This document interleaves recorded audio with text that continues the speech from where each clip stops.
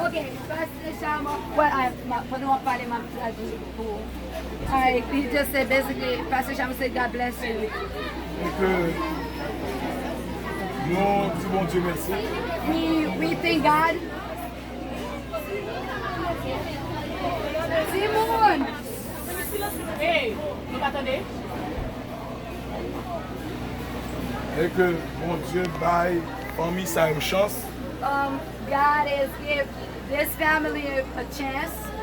Pour aider nous-mêmes les parents, nous t'avons acheté toute l'autre bagage n'a besoin pour l'école année ça. So to help you, even though your parent would have to buy some other stuff for you.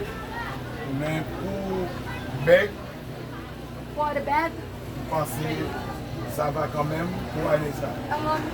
it's okay for this year.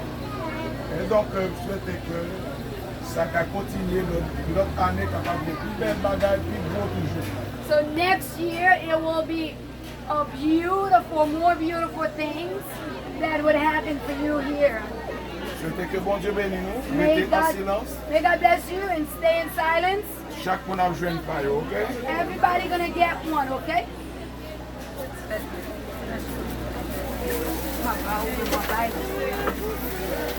Hey, stop, hey. Okay, nothing.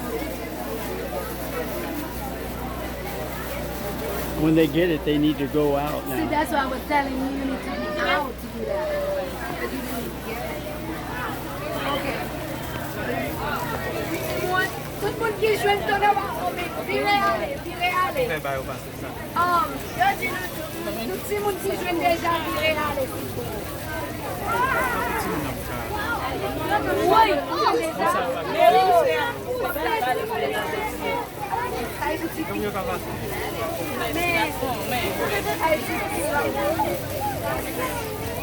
Hey, faut petit bac pour tout le monde qui a passé là. Pas samedi.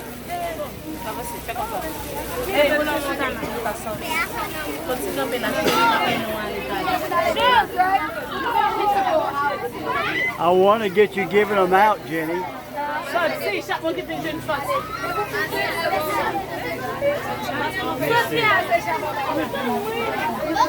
Hey, qu'est-ce qu'il y a? Petit garçon. Pourquoi tu me ça m'a pris là? Bon, monsieur, s'il vous plaît.